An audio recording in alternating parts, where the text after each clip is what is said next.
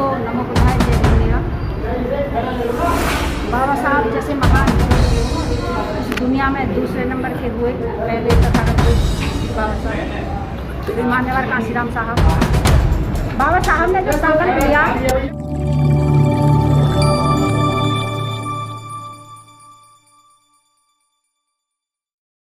इस news channel पर जो भी वक्ता ने कहा वो उसकी अपनी राय है, जिसकी पुष्टि नेशन न्यूज इंडिया नहीं करता। धन्यवाद।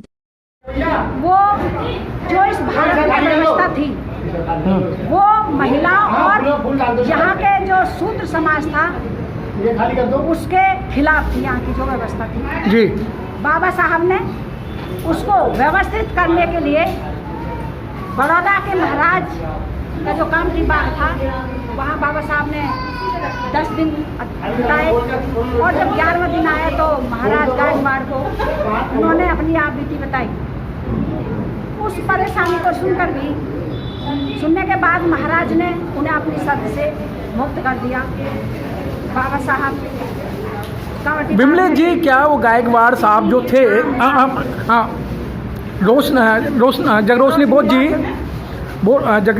बोध जी, गायकवाड़ जी ने भी अपने जो जनता थी उसके सामने हथियार डाल दिए कि मैं कुछ कर नहीं सकता, तो उनकी संधि वहीं ख़त्म की। हाँ, देखिए ऐसा नहीं है कि एक व्यक्ति कोशिश करता है, लेकिन जब ज़्यादा लोग होते हैं तो वो कोशिश को धीमा हो जाता है।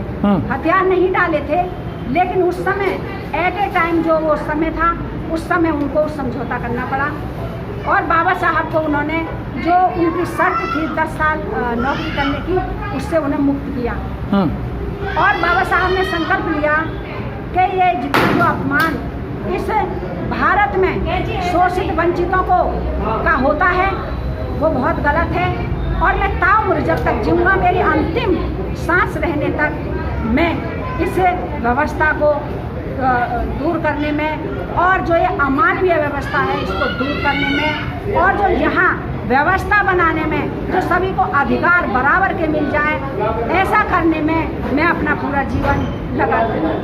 ऐसा संकल्प उन्होंने। डॉक्टर भीमराव अंबेडकर जी ने पूरा जीवन समाज के लिए लगाया, उससे ज़्यादा संघर्ष माता रमाबाई ने किया, क्योंकि आज के समय पर एक औरत अपने हस्बैंड को अपने से 2 घंटे अलग नहीं कर सकती है, लेकिन वो तो हमेशा ही अलग रही थी। तो इस संबंध में क्या कहेंगे?